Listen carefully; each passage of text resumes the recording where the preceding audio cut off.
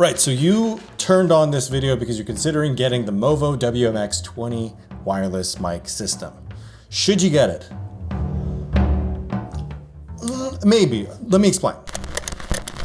What's going on, everybody? Thanks for coming back to Friend Films. My name's Nick, and today we're looking at the WMX-20 wireless lavalier system from Movo. Now, full disclosure, they reached out to me about doing this video, and I said yes, under the condition that I would be completely and totally honest about this product. And they said that was cool.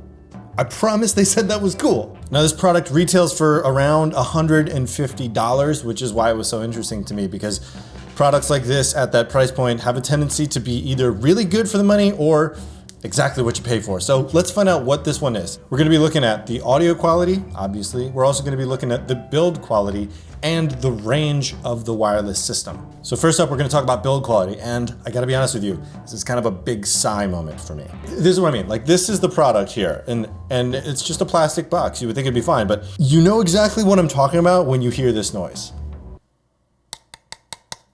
I mean, and the scratch, you know the scratch test that we all do about stuff?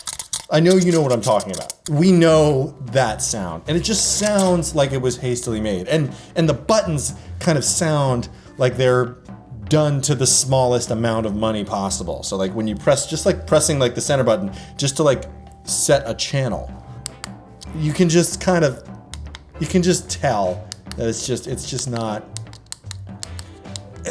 not very good. They just didn't do a good job building this thing, man. It's kind of a bummer. And also, like, with these threaded ports for like the microphone, and this one has like a line in on the transmitter part, the threads aren't very good. It's kind of like a crapshoot as to whether or not you're gonna get it on the first try. And then when you do end up getting it, it doesn't thread all the way. I mean, you get a good connection, but it just doesn't inspire a lot of confidence is really what I'm saying. Like, even like the battery tray, and this runs on AA batteries, but it's just like, it just doesn't scream quality, you know what I mean? Now, this is meant to be hooked onto a belt. That's why they have this little belt clip here. Now, if this was on my belt and I sat in like a hard chair, like a wooden chair or a plastic chair, and I leaned back, I would legitimately be worried that this would break. Next up, I want to talk about range. Now, I didn't actually shoot this because it was just me walking down my street. Didn't think that would be very exciting, but this claims to have about 330 feet of range. I found that to be largely okay. That was pretty accurate. I think I got around 300 feet. Line of sight, you get plenty of range. Like a football field is gonna be no problem. But as soon as I tried it with like one door closed, I got maybe 10 feet before I completely lost the signal. If there is anything in the way of your transmitter and your receiver, just be careful. Right, enough said. Let's talk audio quality. I'm gonna hook up the mic and we're gonna do a comparison between this and my shotgun mic. Well, first off, I know that comparing a lavalier with the shotgun mic isn't really fair, just considering the difference in size of the microphones. Obviously, a shotgun mic is always gonna give you better quality than a lavalier mic. But that being said, it's all I've got to go on. This is the only lavalier I've got because I'm partial to shotgun mics because of the quality that they give you. That's just kind of how the cookie crumbled. Now, the mic that comes with this set is omnidirectional, which means it picks up an equal amount of audio in every direction. So you don't have to worry about it like pointing down or up. You just kind of place it the way you want to place it and it will pick up. Just remember that you want to have it relatively about a foot away from your subject. Now, in terms of audio quality, again, this is a $150 set, not a $150 mic or transmitter or receiver. This is a $150 set. So keep in mind like what your expectations should be, because this is what it actually sounds like. So I'm stepping away from the shotgun mic. This is just this mic. Now, personally, it's not really my cup of tea. I don't think I'll be using this very often. It just sounds tinny. It sounds limited. And that's because it is limited. This microphone just isn't very good. It doesn't have a wide dynamic range. It doesn't have really good build quality. And to be honest, it just doesn't sound good.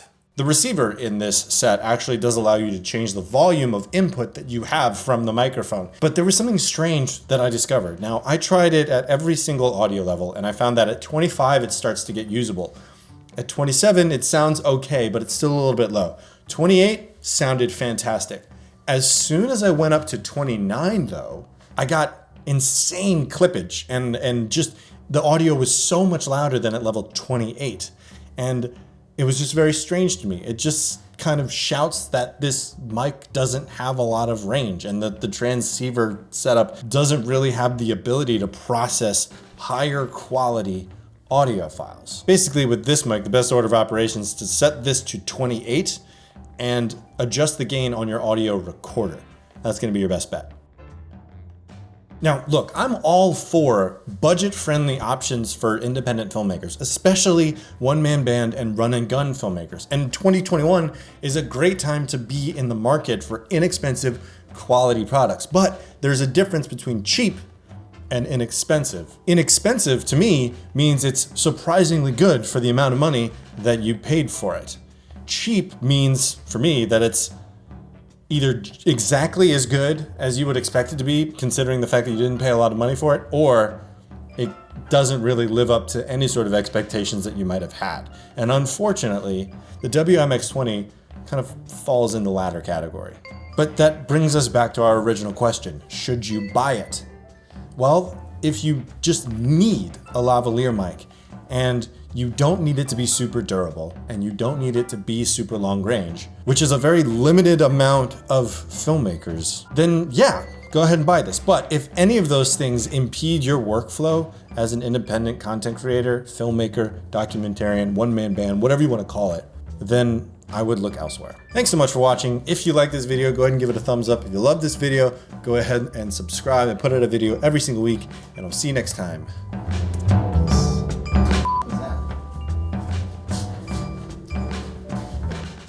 You guys met my cat? Well, I know you met Harper, but this is Scotty. I don't know if y'all ever met. Y'all met? Well, now you've met.